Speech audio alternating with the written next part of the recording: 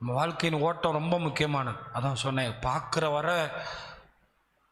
வர நம்ம எல்லாரும் நம்மளை நீதிமான்கள் போல நடிச்சுக்கலாம். ஆனால் இன்றைக்கி நீங்கள் செஞ்சிட்டிங்கன்னா என்ன பண்ணுறது?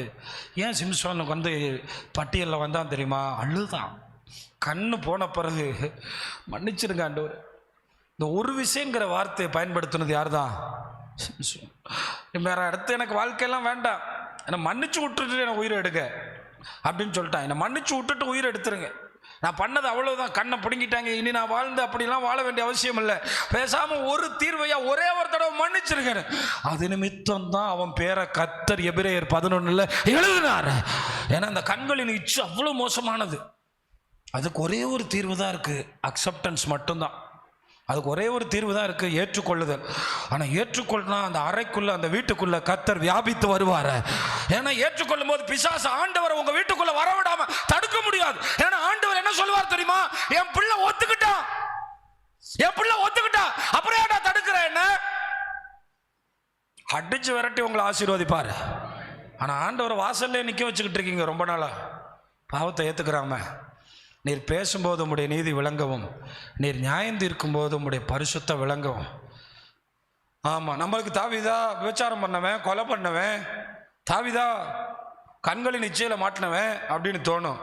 ஆண்டவர் அவன் அறிக்கை செஞ்சதுனால நான் அவனை மன்னிச்ச ராஜ்யத்தில் சேர்த்துட்டேன்னு சொல்றாரு. அதுக்கு தான் தாவீதா அறிக்கை செய்யறதுனுடைய கிளாரிபிகேஷன் கொடுக்கிறார். இங்கே மட்டுமா கொடுக்கிறாரு? இதுக்கு இதே சூழ்நிலையில் எழுதப்பட்ட 32 கொடுக்கிறார். 32 என்ன சொல்றாரு? ஆண்டவரே, என் பாவத்தை மறைக்காமல் நான் உமக்கு என்ன செய்கிறேன்? அறிக்கையிடுகிறேன். என்ன செய்யறாரா? என் அக்கிரமம்னு சொல்லிட்டார் 5ஆம் வசனத்தில். ஏன் அக்கிரமம்? முதல்ல செஞ்சா பாவம், திரும்ப செஞ்சா அது என்னவா மாறுது? ஆமாம், முதல்ல பத்சேபாள் பிரச்சனையில் மாட்டின உடனே விட்டுருந்தா பரவாயில்ல, அடுத்து உரியாவை போட்டு தள்ளனது. பேசாமல் உரியா வந்த உடனே காலில் விழுந்து நடந்து போச்சுடா என்ன செய்யலான்னு கேட்டிருக்கலாம். அதெல்லாம் வராதப்ப மகிமை தான் முன்னாடி நிற்கும். அதனால் மறைக்கத்தான் பார்த்தாரு. அதனால தான் இந்த இடத்துல அவர் என்ன வார்த்தையை பதிவு செய்கிறாரு? என் அக்கிரமத்தை மறைக்காமல். ஏன் தாவீது இருதயத்தை கேட்டவனு தெரியுமா? புதிய ஏற்பாட்டு காலத்தில் கண்களின் இச்சையில் விழுந்தவங்க என்ன செய்யணுங்கிறத பழைய ஏற்பாட்டிலே சொல்லி கொடுத்தவர் தான் தாவீது. ஆமாம், நம்ம ஒரு 60 வயசு வரை ஓடி ஒருவேளை கண்களின் இச்சையில் விழுந்துட்டோம்னா காப்பாற்றுறதுக்கு ஒரே ஒரு ஆயுதம் சங்கீதம் 51:4, சங்கீதம் 32:5 தான் இருக்கு. வேற வழியே இல்லை. எப்போ வேணாலும் யார் வேணாலும் விழுகலாம். அதனால தான் ஆண்டவர் இதை சொன்னப்போ ஒரு வார்த்தை சொல்லுவார். என்ன சொல்லுவார் தெரியுமா? எல்லாரும் நல்லா கவனிங்க. நீ உன் பாவத்தை ஏற்றுக்கிட்டதுனால சவுல்கிட்ட இருந்து கிருபையை எடுத்த மாதிரி உன் மேலே இருக்க கிருபையை, நம்ம எல்லாரும் சொல்லுங்க, பாவத்தை ஒத்துக்கிட்டா கிருபையை எடுக்க மாட்டாரு. ஆமாம், ஒரு விஷயத்த சொல்லவா? இப்போ ஒரு காசை திருடிட்டான், யாரா திருடினதுன்னு அப்படியே ஒரு 50 பேர் இருக்கிற இடத்துல கேட்கும்போது திடீர்னு ஒருத்தன் நான் தான் திருடினேன்னு சொன்னான். ஒருத்தன் உண்மையானவன் என்ன செய்வான் தெரியுமா? கட்டி பிடிச்சிட்டு அழுதுருவான். சரி எல்லாரும் போங்கன்றுவான். அதே இருதயம் தான் யாருக்கும் இருக்கு? நம்ம ஆண்டவருக்கு இருக்கு. நீங்கள் எல்லாரும் எப்பயும் ஆண்டவர்கிட்ட சொல்லுங்க, ஆண்டவரே, என் பாவத்தை நான் மறைக்கவே மாட்டேன், என் மீறுதல்களை கர்த்தரிடத்தில் அறிக்கையிடுவேன். இந்த வார்த்தை எல்லாத்தையும் முடிச்சிருச்சு. தோஷம் கழிக்கிறதுக்கு தான் ஒவ்வொரு கடற்கரையாக திரிகிறாங்க. எங்கே திரிகிறாங்க? ஒவ்வொரு கடற்கரையாக திரிகிறாங்க. செத்து போனவங்களுடைய தோஷத்தை என்ன செய்யணுமா? கழிக்கணுமா? ஆனால் கழியாது. ஆனால் அறிக்கை செய்யும்போது நல்லா கவனிச்சுக்கோங்க, உயிரோடு இருக்கும்போது படுக்கையில் அறிக்கை செஞ்சால் கூட பரலோகம் கிடைக்கும். கண்டிப்பாக பரலோகம் கிடைக்கும். படுக்கையில் கூட, ஏசப்பா நான் இவ்வளோ பாவம் செஞ்சு இத்தனை பிரசங்கம் கேட்டு கூட நான் கண்களின் இச்சையில இருந்து திரும்பவே இல்லை, அடுத்த டிசைன் கூட்ட முடிஞ்சவன பார்த்து என் வீட்டுக்காரனை கிழிச்ச பாவம். இந்த ஆம்பளை வீட்டில் சந்தோஷமாக இருக்கணும்னா மனைவிக்கு மட்டும் வேணும் போதுமென்ற மனது. நீங்கள் ஒரு ஆம்பளைன்னு சொல்லுங்க. 11,000 சம்பளம் வாங்கிட்டு வர்ற பத்தாது, நீ 22 வாங்கிட்டு வா. முதல்ல இந்த வீட்டை கரெக்ட் பண்ணிட்டோம், நாட்டை கரெக்ட் பண்ணிடலாம். இப்போ நான் உங்களுக்கு சொன்னது இது நிமித்தம் தான் தாவீது இருதயத்துக்கு ஏற்றவனாக மாறுறான். உங்கள் வாழ்க்கையில் ஏதாவது ஆசீர்வாதம் இன்றைக்கி உங்கள் வீட்டில் தடை இருக்குன்னா அப்படியே வீட்டில் உட்காந்து தேடுங்க, எல்லாத்தையும் தேடுங்க. அப்படியே ஆண்டவர்கிட்ட வாயை திறந்து அதை அறிக்கை செஞ்சுருங்க. ஆண்டவர் உங்களை பார்த்து சொல்லுவார், நீ என் இருதயத்துக்கு ஏற்றவன். தாவீது இந்த இடத்துல தான் மிகப்பெரிய ஆசீர்வாதத்தை. ஆனால் இன்னொன்று ஏற்றுக்கிறான் பாருங்களேன், உனக்கு பிறக்கிற அந்த குழந்தை செத்து போயிடும் அப்படின்னு சொன்னவன அதையும் தலை வணங்கி ஏற்றுக்கிட்டான். ஆனால் அவனுக்கு ஒரு விஷயம் தெரியும், கர்த்தர் ரொம்ப இரக்கமுள்ளவர்னு. அதனால் சாப்பாட்டெல்லாம் தள்ளி வச்சுட்டு கண்ணீர் வடிக்கிறான். தாடி வளர்த்துட்டான், சேவிங் பண்ண மாட்டேங்கிறான், எந்திரிக்க மாட்டேங்கிறான், பேச மாட்டேங்கிறான், யாரு கூடயும் பேச மாட்டேங்கிறான், ராஜ்ய பாரத்தை நடத்த மாட்டேங்கிறான், உட்காந்து அழுதுகிட்டே இருக்கான். சாப்பாடு வந்து வச்சா அப்படியே இருக்க எடுத்துகிட்டு போகிறாங்க, வச்சா அப்படியே இருக்க எடுத்துகிட்டு போகிறாங்க. எல்லாரும் பேசிக்கிறாங்க, இந்த ஆள்கிட்ட எப்படி போகுது, எப்படி பேசுறது, என்ன சொல்கிறதுன்னு. ஆனால் அப்படியே பார்க்கும்போது தெரிஞ்சுக்கிட்டான் பிள்ளை செத்து போச்சுன்னு. நாத்தான் அதையும் சொல்லிட்டாரு, உனக்கு சாவு கிடையாது, உன் பாவத்தை நீக்கிட்டார், பிள்ளை சாகும்னு சொன்னார். அதன்படியே நடந்துச்சு. ஆனால் ஆண்டவரை ஒரு இம்மி குறையாமல் நேசித்ததுனால ஆண்டவர் அடுத்த வருஷத்தில் சாலமோனை கொடுத்தார். ஒரு வார்த்தை சொல்லியிருக்காரு, சாலமோன் மேலே அவர் அன்பாக இருந்தார். சாலமோன் மேலே அவர். ஆனால் புதிய பாட்டில் சொல்கிறேன், அப்படி கணக்கு வழக்கே இல்லை. நீங்கள் சரியாக மட்டும் மனம் திரும்பிட்டா எல்லாத்தையும் தூக்கி சமுத்திரத்தின் ஆழத்தில் போட்டுருவார். அல்லேலூயா. மேற்குக்கு கிழக்கு போட்டுருவார். இங்கே கிருபை நிறைஞ்ச காலம், அதான் கிருபை. ஒத்துக்கிட்டான்னா அப்படியே தூக்கி போட்டுருவார். இப்போதைக்கு உன்னை தண்டிக்கிறதுக்கெல்லாம் நேரம் இல்லை, ஆசீர்வதிக்கிற ஒரு ஆண்டவர் இருக்கார். ஆனால் ஒன்று ஒத்துக்கிறணும், பழைய ஏற்பாட்டு கணக்கு வேற, புதிய ஏற்பாட்டு கணக்கு வேற. அதனால ஒத்துக்கிட்டீங்கன்னா ரொம்ப ஆசீர்வதிப்பார். நீங்கள் பிளஸ்டா திம்னாத்தில் தான் காப்பாற்றி விட்டார், மறுபடியும் அடுத்து காப்பாற்றி விட்டால் மறுபடியும்.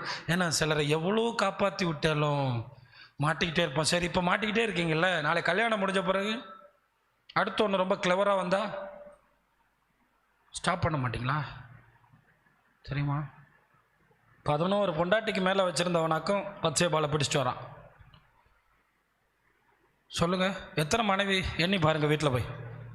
எனக்கு தெரிஞ்சு நிறைய கணக்கு இருக்குது. நம்ம ரொம்ப கவனமாக இருக்கணும். நம்ம பாவத்தை வாயை திறந்து அறிக்கை செஞ்சிட்டோன்னா, நீங்கள் தேவனிடத்தில் அன்பு கூறுகிறவர்கள் என்று விளங்க பண்ணுகிறீர்கள். நான் முதல் மாம்சத்தின் நிச்சய ஜெயிக்கிறதுக்கு ஒரு அடையாளம் வச்சுருக்கேன். சிச்சை வரும்போது கரெக்டாக கண்டுபிடிச்சி தவற சரி செய்கிறவன் மாம்சத்தின் நிச்சயம் ஜெயிக்கிறான். கண்களின் நிச்சயம் ஜெயிக்கிறதுக்கு ஒரே ஒரு வித்தை தான் இருக்குது, மொத்தமாக சரண்டர் ஆயிட வேண்டியதான். நான் செஞ்சது தப்புனா தான், நான் பண்ணது தப்பு. இளம் வயதின் பாவத்துக்காக அழுகிறார். அது என்ன கணக்கு வழக்கம் எனக்கு தெரியல. தாவீது என்ன பாவமா? அப்போ தாவீது அப்படியே ஒரு பல விதமான சிக்கலில் சிக்கி அதை சரி பண்ணி கர்த்தருடைய இதயத்தில் இடம் பிடிச்சவர். எங்கே இடம் பிடிச்சவர்? ஏன்னா ஆண்டவருக்கு நம்ம வீக்னஸ் எல்லாம் நல்லா தெரியும். அவர் சொல்கிறாரு, இளம் வயதின் பாவத்தை கூட நீங்கள் நினைக்காதீங்க ஆண்டவரே, என் மேலே நினச்சிடாதீங்க ஆண்டவரே. அதனால என்னை கேட்குற தேவனுடைய பிள்ளைகளை, இது நமக்கு எல்லாருக்குமே வரும். திடீர்னு ஒரு கார் பார்த்தோன்னே வாங்கணும்னு தோணும், திடீர்னு ஒரு பைக் பார்த்தோன்னே. அப்போ அங்கே நின்று ஒரே ஒரு காரியம் தான், அப்பாலே போ. ரொம்ப கவனமாக இருக்க வேண்டியது இருக்குது. பார்த்த உடனே இதை விட அது நல்லா இருக்கு, இது வேறு பிரச்சனை. இந்த 10வது கற்பனையை உடைக்கிறதா நமக்கு வேலை. என்ன கற்பனை அது? என்னது? இச்சியாதிருப்பாயாக அடிக்கடி உடைச்சு நொறுக்கிறோம். ஒரு தடவை தான் மோசே உடைச்சார். நம்ம அடுத்தவனோட கழுதையை பார்க்கும்போது, குதிரையை பார்க்கும்போது, அப்போ கேட்கலாம், கழுதை குதிரையெல்லாம் நாங்கள் என்னைக்கு பார்த்து இச்சரிச்சோம். அடுத்தவன் மனைவியை பார்க்கும்போது அந்த பல்சரை பாடுறா, எப்படி இருக்கு பாடுறா, நம்ம வண்டி மாதிரி இல்லைடா, அது ஒரு மாதிரி உயரமாக இருக்கு. இந்த உலகத்தில் மனுஷனுக்கு இருக்கிற ஒரே ஒரு பிரச்சனை என்ன தெரியுமா? தாங்கிட்ட இருக்கிறது அழகு இல்லை. இதுதான் பிசாசோட மிகப்பெரிய தந்திரம். ஆனால் கொஞ்சம் கவனித்து பார்த்தீங்கன்னா, கர்த்தர் நமக்கு தந்ததெல்லாம் மேன்மையானது. நான் இங்கெல்லாம் பார்த்த வரைக்கும் நம்ம சபை விசுவாசிகளுக்கு கொடுக்கப்பட்ட புருஷனையும், நான் இங்கே ஒருத்தர் 4 பொண்டாட்டி வச்சுருக்கான். இப்போ 4வது அவன் கட்டி வச்சுருக்காது. போகிற இடம்லாம் உன்னை கூட்டிகிட்டு வந்துடுவான். ஆனால் கூட்டிகிட்டு வரும்போது பிள்ளைகளையும் சேர்த்து கூட்டிகிட்டு வரான். ஏற்கனவே இருந்த பிள்ளைகளும் அனாதையாக்கிட்டான். இங்கே போகும்போது ஒவ்வொரு ஏரியாவில் ஒவ்வொரு ஸ்டோரி சொல்லுவாங்க. அப்படியெல்லாம் பார்க்கும்போது உங்களுக்கு கொடுக்கப்பட்ட புருஷங்கெல்லாம் ரொம்ப தங்கம்தான். எவ்வளோ பிரச்சனையில் சிக்கினாலும் ஆண்டவர் இவ்வளவா உங்களை நடத்திகிட்டே இருக்கார். எல்லாத்துக்கும் ஸ்தோத்திரம் பண்ணி ஆண்டவரை மகிமைப்படுத்துனீங்க. உங்கள் தவறுகளை ஒத்துக்கிட்டீங்கன்னா உங்களை கர்த்தர் மகிமையை ஆசீர்வதிப்பார். ஏன்னா கற்றுக்கிட்ட ஒரே ஒரு பாலிசி, நான் செஞ்ச தப்பை ஒத்துக்கிட்டேன்னா அவரை நேசிக்கிறதுக்கு அதை விட வேறு வழியே இல்லை. அவர் சொல்லுவார், இது போதும்டா மகனே, வாடா, உன்னை நான் எப்படி ஆசீர்வதிக்கிறேன் பாரு, உன்னை எவ்வளவு உயர்த்துறேன் பாரு. இந்த ராத்திரி நமக்கு இதை மட்டும்தான் கர்த்தர் பேசுகிறார். அவருடைய பந்தியில் பங்கெடுக்கிற உங்களுக்கு சொல்கிறார். ஏன் தெரியுமா? அவருடைய இரத்தத்தை பானம் பண்ண கொடுக்குறாரு. உங்களுக்கு அதை மட்டும் சொல்லி முடிக்கிறேன். ஏன் அவருடைய சரீரத்தை பிச்சு நமக்கு கொடுக்குறாரு? ஏன் தெரியுமா? அவர் வானத்திலிருந்து இறங்கி வந்தவர், அப்பா இல்லாமல் பிறந்தவர். அவருடைய சரீரம் உங்களுக்குள்ளே புசிக்கப்படும் போது உங்களுடைய பாவம் அடக்கப்படுகிறது. உங்களுடைய கண்களின் இச்சையில் ஒரு மாற்றம் வருது. அதனால தான் அந்த கர்த்தருடைய பந்தி தான் நம்மளை கொஞ்சம் கொஞ்சமாக, நீங்கள் கவனிங்க, இஸ்ரவேலர்கள் டெய்லி பாத்திரம் எடுத்துகிட்டு போய் மன்னா சாப்பிட்டாங்களே, அந்த மன்னா பிதா கொடுத்தது தான். ஆனால் இப்போ நீங்கள் சாப்பிட்ற புசிக்கிறீங்க தெரியுமா கர்த்தருடைய பந்தி, அது பிதாவினுடைய மகனையே தந்திருக்காரு. அங்கே போனது டெய்லி வரும், ஆனால் இங்கே தந்தது ஒரே ஒரு மகன் தான். அவரையே உங்களுக்கு புசிக்க கொடுக்குறார். நீங்கள் பானம் பண்ணுற ரத்தம் இருக்குது பார்த்தீங்களா, அது பரலோகத்திலேருந்து வந்தது. இதான் ஒரு அம்மா, நல்லா கவனிங்க, இதை சம்பவத்தை நான் படித்தது, ஒரு சபையில் நடந்தது. இன்னைக்கு மட்டும் என்ன சர்ச்சுக்கு விட்டுருங்க, இன்னைக்கு ஆண்டவருடைய சரீரத்தை புசிச்சு அவருடைய ரத்தத்தை பானம் பண்ணணும்னு அவன் சொன்னானா, நீ அப்படின்னா வரும்போது நீங்கள் என்ன பண்ண, உங்கள் ஆண்டவருடைய சரீரத்தை கொண்டு வான். பாஸ்டர் கொடுத்த அந்த அப்பத்தில் பாதி எடுத்து சாப்பிட்டுட்டு பாதியை கையில் வச்சிருச்சான். அப்படியே நடுங்கிட்டே வீட்டுக்கு போதான். வீட்டுக்கு போயிட்டு கையை திறந்தா சரீரம் இருந்துச்சான். அப்படியே அருவாவை தூக்கி போட்டு காலில் விழுந்தான் ஆண்டவர்கிட்ட. திரும்ப அந்த அம்மா சாப்பிடும்போது அப்பம்மா மாறிடுச்சான். கொடுக்கப்பட்டது பிக்கப்பட்ட சரீரம். ஏன் தெரியுமா, இந்த உடம்பு கண்ணு கேட்கும், பத்தாது. இந்த கண்ணு எதை பார்த்தும் திருப்தி ஆகாது, சாகிற வரை ஆகாது. பிரியமானவரை, வேணும் வேணும் வேணும் வேணும்னு சொல்லிக்கிட்டே இருக்கும். இந்த கண்ணு திருப்தி ஆகாதுன்னு ஒருத்தர் எழுதிட்டு 1000 பஞ்சாதி கட்டினவன், கலர் கலராக கல்யாணம் பண்ணவன், முடிவு சொன்னான் அந்த கண்ணு என்ன ஆகாதான். அதனால ஒன்றே ஒன்று தான், அவருடைய திருவிருந்தில் பங்கெடுக்க இந்த கண்ணு பரிசுத்தமாகும். இந்த மாம்சம் கொஞ்சம் பரிசுத்தமாகும். அவர் மாம்சம் என் மாம்சத்தை சரியாக்குது, அவர் ரத்தம் என் கண்ணை பரிசுத்தப்படுத்துது. அதுக்கு தான் இந்த பந்தி. இந்த பந்தி ஒரு தியாகத்தோடு வந்து, ஆண்டவரே எனக்கு இந்த கண்களின் இச்சையிலிருந்து விடுதலை தாருன்னு கேட்டா அவர் நெருங்கி வந்து நமக்கு அதிலிருந்து ஜெயத்தை தருவார, தடுமாறாம கிருபை கொடுப்பார். அவர் மாதிரி எந்த யோசனை யோசிக்காம அப்பாலே போ சாத்தானேன்னு சொல்ல கிருபை கொடுப்பார். நல்லா கவனிச்சு பாருங்க, ஆண்டவர் அன்னைக்கு பிசாசு காண்பிச்சதை கேட்டு விழுந்திருந்தார்னா க்ளோஸ் சாப்டர். முழு உலகத்துக்கும் மீட்பு கிடையாது. ஆனால் பிதா ஏன் சேஃபாக அவருடைய மகனை அனுப்புனார் தெரியுமா? வேற யாரை அனுப்புனாலும் லூசிபர் கவுத்திடுவான். ஏன்னா இந்த சோதனை பயங்கரமான சோதனை. வேற யாரை அனுப்புனாலும் கஷ்டம்தான். ஆனால் இவர் ரொம்ப ஷார்ப்பாக நிற்கிறார் இந்த கண்களின் இச்சையில். அப்பாலே போ சாத்தானே. அதனால தான் அந்த நினைவுகள் வரும்போதெல்லாம், ஆண்டவரே இது சாத்தான் கொண்டு வர்ற நினைவு, இதை ஜெயிக்கணும். அப்படி எல்லாரும் எழும்பி நிற்போம், ஆண்டவரை நோக்கி பார்க்கலாம். ஆண்டவரே நாங்கள் இந்த கண்களின் இச்சையை ஜெயிக்கணும். ஏன்னா உலகம் நீங்கள் படைச்சது, ஆனால் இந்த கண்களின் இச்சை நீங்கள்